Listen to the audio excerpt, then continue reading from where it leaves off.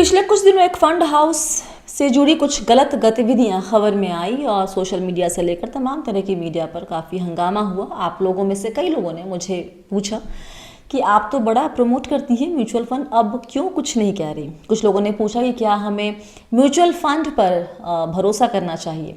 दूसरे सवाल का जवाब पहले दे दूं, मुझे म्यूचुअल फंड पर पूरा भरोसा है। निवेश के विकल्प के तौर पर ये एक बहुत ही अच्छा विकल्प है जहां पर वेल्थ क्रिएशन जैसी चीज़ आराम से हो सकती है। जहाँ तक कि पहला सवाल था कि मैंने क्यों इमीडिएटली कुछ नहीं कहा, कि देखिए जब ऐसी खबरें आती हैं तो मोटे तौर पे क्या हुआ ये आपको मालूम है, ये हर जगह आ गई है। अब उसमें कुछ नया ऐड करने के लिए बेवजह कुछ बोल दें बस ऐसे ही बिना कुछ लोगों से बात किए, जांच पड़ताल किए, तो ये मेरे लिए सही नहीं है, ना आपके लिए सही होगा। तो आज मैं आपको इस वीडियो में बता रही हूँ पहले कि म्यूचुअल फंड हाउस काम कैसे करता है और कहाँ कहाँ लूप होल्स है जहाँ जहाँ ये गड़बड़ियाँ होती रही हैं और हो सकती है आगे चलकर भी। सबसे पहली बात, म्यूचुअल फंड कैसे काम करता है।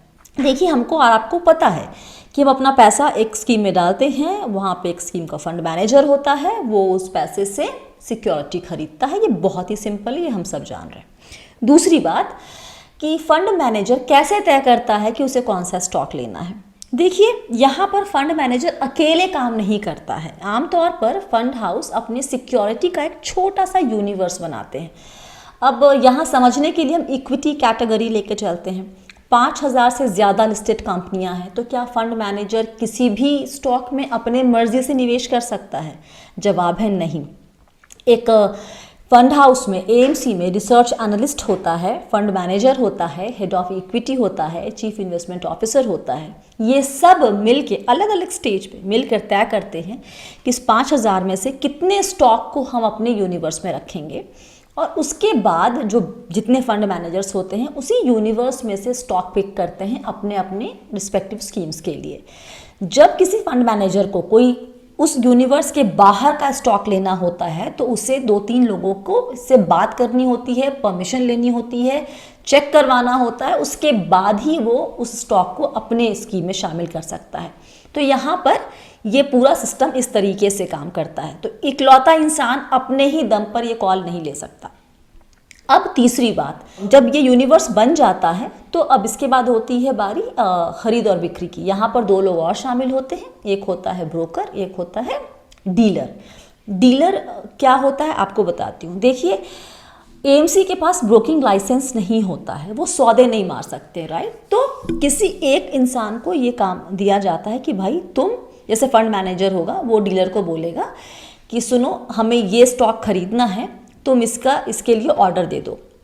अब आप बोलेंगे कि ये तो बस ऑर्डर देने वाला काम है, इसमें इसके लिए अलग से इंसान या डीलर का ऐसा काम क्या होता है, मतलब वो तो फंड मैनेजर खुद भी कर सकता है। देखिए होता ये है ना, किसी भी म्यूचुअल फंड स्कीम में जब खरीद बिक्री होती है तो आपकी और मेरी तरह 100-200 शेयर नहीं खरीदे जाते, वहाँ लाख शेयरों में खरीद बिक्री होती है। और वो ऑर्डर देना, साथ ही ये तय करना कि भैया एनएससी पे ख़रीदा जाएगा कि बीएससी पे ख़रीदा जाएगा, एक ब्रोकर को दिया जाएगा ये सौदा या 2 या 3 ब्रोकर को दिया जाएगा, फिर तीनों ब्रोकर को मॉनिटर करना, किस भाव पे सौदे हो रहे हैं वो देखना। अगर मेरा टारगेट प्राइस था कि मैं 100 पे लेना है मुझे स्टॉक, अगर वो मेरी खरीद बिक्री से प्राइस मूवमेंट हो रहा है, चेंज हो रहा है प्राइस, तो मुझे सौदा रोकना पड़ेगा बीच में। तो इस तरह की बहुत सारी चीज़ें इन्वॉल्व होती हैं जो फंड मैनेजर शायद बैठ के नहीं करेगा, वो इसलिए ये सारा काम डीलर को दिया जाता है कि तुम सौदे एग्जीक्यूट करो। तो चौथी बात, जब ये समझ में आ गया डीलर और ब्रोकर, डीलर किसको ऑर्डर कर रहा है, ब्रोकर को दे रहा है, तो यहाँ पर दोनों का रोल समझ में आ गया आपको। अब जब फंड मैनेजर जब भी किसी स्टॉक पे खरीद बिक्री करनी होगी तो वो डीलर को बोलेगा, डीलर इसको एग्जीक्यूट करवाएगा। एग्जीक्यूट कहाँ होता है, तो हर एएमसी में एक बड़ा सेक्रेड प्लेस होता है, इसको डीलिंग रूम कहते हैं। डीलिंग रूम में किसी को भी सबको जाने की इजाज़त नहीं है, वहाँ पे सिर्फ फंड मैनेजर और डीलर जा सकते हैं, और वहाँ तक कि कंपनी के सीईओज भी वहाँ नहीं जा सकते, उनको भी वहाँ पे जाने की परमिशन नहीं होती है। मतलब बहुत ही कहते हैं ना वो एकदम वो है सेक्रेट प्लेस किसी भी फंड हाउस के लिए। अब आपको ये पूरा प्रोसेस समझ में आ गया कि कैसे कितने लोग इन्वॉल्व होते हैं और कैसे काम होता है। तो अब इस पूरे सिस्टम में गलत काम करने के स्कोप कहाँ कहाँ बनते हैं। तो अगर नीयत ख़राब हो किसी की तो स्टॉक सिलेक्शन से लेकर सौदे एग्जीक्यूट करने तक के बीच में जितने लोग भी शामिल होते हैं, कोई भी गलत काम कर सकता है। ओके, पहले जब आप कोई भी फंड हाउस अपना स्टॉक यूनिवर्स तैयार कर रहा होता है तो कई दफ़ा research analyst, fund managers, promoter से मिलते हैं। वहाँ पे प्रमोटर उनको एक ऑफ़र कर सकता है कि तुम मेरा स्टॉक अपनी लिस्ट में रख लो, मैं तुम्हारा भला कर दूंगा। तो अगर नीयत ख़राब है आप वहीं डोल जाएंगे, आप वो भी कर सकते हैं। करेक्ट। मेन जो होता है, देखिए जो अभी खबर में आई है जो चीज़, वो ये फंड मैनेजर कॉल लेता है कि फलना स्टॉक में कल खरीद करनी है। मैंने पहले कहा कि उनके यहाँ छोटे सौदे नहीं होते हैं, लाख लाख वाले सौदे होते हैं। और ये सबको मालूम होता है कि जब इतने बड़े सौदे होंगे तो उस पर्टिकुलर स्टॉक के प्राइस पे फ़र्क पड़ेगा। डिपेंड्स की खरीद या बिक्री हो रही है, उसका भाव ऊपर या नीचे जा सकता है। और ये नॉलेज सबके पास नहीं होती है कि कौन से स्टॉक में खरीद बिक्री होने वाली है। जिनके पास नॉलेज होती है उनको एक्सेस एम्प्लॉय कहा जाता है। तो जिसके पास भी ये नॉलेज है वो इस नॉलेज का फ़ायदा उठा सकता है। वो क्या करेगा कि उसको पता है कि ये फलां स्टॉक में कल खरीद बिक्री है, आज खरीद बिक्री होने वाली है, वो पहले से इस पर पोजीशन बना के रख लेगा। जैसे ही यहाँ पर सौदे शुरू होंगे उसका प्राइस चेंज होगा स्टॉक का, और वो जैसा डिपेंड करता है, खरीद हो रही है तो स्टॉक का प्राइस भागेगा, वो भागी हुई कीमत पे बेचेगा अपना स्टॉक और पोजीशन क्लियर कर लेगा और प्रॉफिट में लेके निकल जाएगा। तो जिन जिन के पास ये पूरी नॉलेज आ गई कि ये स्टॉक में एक्शन होने वाला है, वो अपना अलग से एक पोजीशन बना के उस स्टॉक में फ़ायदा कमा सकते हैं।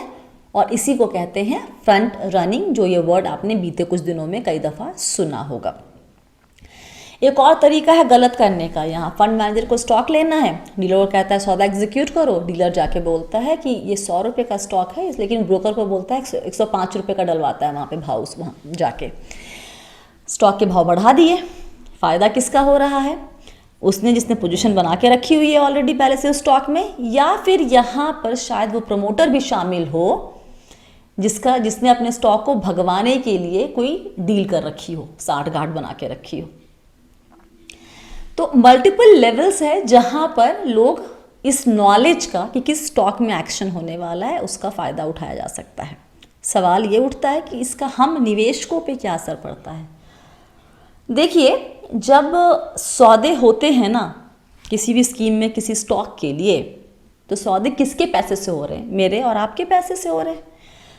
अब एक इंसान को मालूम है कि ये स्टॉक में कल खरीद होने वाली है, इसके भाव ऊपर जाएंगे, तो वो अलग से अपनी एक पोजीशन बना रहा है।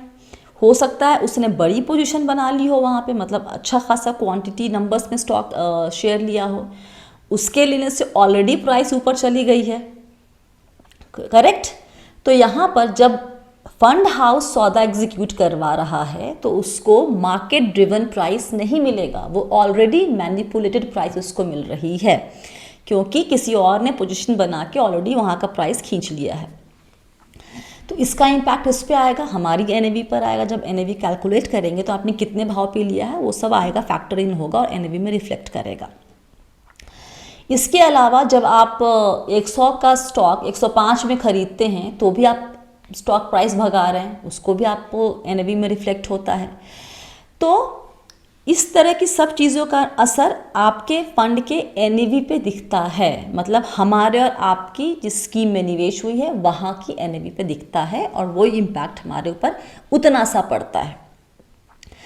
सवाल क्या होता है यहाँ पे कि क्या फंड हाउस इस तरह की गतिविधियों को रोक नहीं सकते? देखिए, आमतौर पर फंड हाउस बड़ा कड़क सिस्टम रखते हैं कि ऐसा कुछ भी उनके यहाँ हो ना। जैसे डीलिंग रूम में सबकी एंट्री अलाउड नहीं है, सारे सौदे रिकॉर्डेड लाइंस पे होते हैं, मोबाइल अलाउड नहीं है डीलिंग रूम में। इसके अलावा जब भी कोई सौदा होता है तो टीम तो उसको चेक करती ही है, बाद में end of the day accounting team सौदों को डाउनलोड करती है एनएवी कैलकुलेशन के लिए। उनको पता होता है किस भाव पे खरीदारी हुई है। ज़्यादा डेविएशन होता है तो एक एक्सपीरियंस्ड अकाउंटिंग टीम आराम से पकड़ सकती है कि यहाँ पर कुछ लोचा हुआ है। साथ ही जितने भी कर्मचारी होते हैं ना एएमसीज के, उनको अपना जो उनका पर्सनल इन्वेस्टमेंट है उसकी सारी डिटेल्स कंपनी को देनी होती है। और अगर कर्मचारियों को किसी स्टॉक में खरीदारी करनी है या कोई भी ट्रेड करना है तो उनको प्री क्लियरेंस लेना होता है। कंप्लायंस से क्लियरेंस लेंगे कि भैया मुझे स्टॉक में खरीदारी करनी है, क्लियर कर दो। और क्लियरेंस क्या करता है कि वो कंप्लायंस बोलता है कि भैया आपको 7 दिन के अंदर सौदा करना है क्लियरेंस मिलने के बाद। और कंप्लायंस की जिम्मेदारी बनती है कि पिछले 15 दिन में म्यूचुअल फंड ने अगर किसी स्टॉक में ट्रेडिंग किया है तो उस स्टॉक में ट्रेड करने की इजाज़त नहीं मिलेगी आपको। कंप्लायंस ऑफिसर यहाँ पर ये भी चेक करता है कि कोई फ्रंट रनिंग का केस तो नहीं बन रहा है, अगर बनता है तो वो ट्रस्टीज़ को बताएगा और ट्रस्टी सेबी को इत्तला करेगी। लेकिन लेकिन लेकिन लेकिन इतने सारे चेक्स एंड बैलेंसेस के बाद भी अगर नियत बना लिया है कि ख़राब करना है, कुछ गलत करना है, तो रास्ता निकल ही आता है। अब आते हैं हम लोग एक्सिस म्यूचुअल फंड पे। उन लोगों ने एएमसी ने 2 लोगों को सस्पेंड किया। एक शख्स उसमें से हेड डीलर भी है और फंड मैनेजर भी, दूसरा शख्स फंड मैनेजर है।